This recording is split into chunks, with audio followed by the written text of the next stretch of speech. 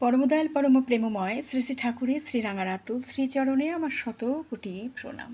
সকলকে আমার আনন্দিত জয় গুরু। মায়ের উপর ভক্তি নেই, বাবার উপর ভক্তি নেই, অথচ গুরু ভক্তি ভীষণ। শ্রী শ্রী ঠাকুর একটি মাকে তার ছেলে সম্বন্ধে বলছে, তোর উপরে যত নেশা আছে, এই নেশা যদি ঠিক থাকে তবে দিন দিন আরও ভালো হবে। উক্ত মাটি বলছে, আমার উপরে নেশা আর কতটুকু ভালো হবে ঠাকুর, আপনার উপরে নেশা থাকলেই ভালো হবে।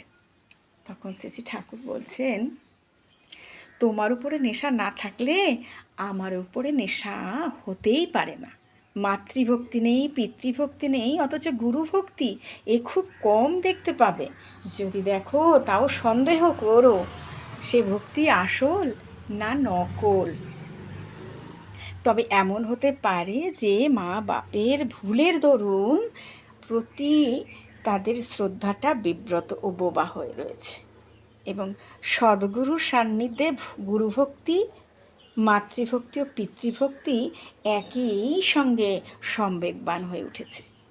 এক তরি করে পারাপার, ভবসাগর সুখের পাড়ি দেওয়া নিরাপদ তরি হচ্ছে এই শ্রদ্ধা।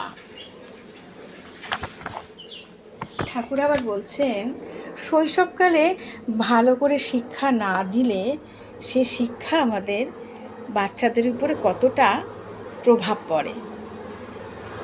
দাদা ও মায়েদের মধ্যে অনেকে বসে আছে শ্রী ঠাকুরের সান্নিধ্যে। একটি মায়ের কোলে একটি ছেলে ছিল, সে বারবার মুখের ভিতরে আঙুল দিচ্ছে।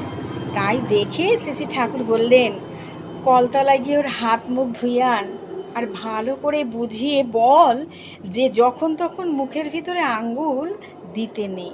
মুখের ভিতরে আঙ্গুল দিতে গেলে সে হাত ধুয়ে নিতে হয়। আবার বলবি বুঝিয়ে যে কেন হাত ধুতে হয় সেটা বুঝিয়ে বলিস, এটা কেন করতে হয়, আর নাও করলে কি হয়, করলেই বা কি হয়। এভাবে ছেলেবেলা হতে সজাগ থেকে ছেলেপুলের সদাচার ইত্যাদির শিক্ষা দিতে হয়, আর এই শিক্ষা অনুযায়ী নিজেরাও সেই আচরণ পালন করতে হয়। শৈশবে শিক্ষা ভালো করে না দিলে মানুষ বড় হয়ে বড় কষ্ট পায়। জয় গুরু সকলকে। আজ এ পর্যন্তই।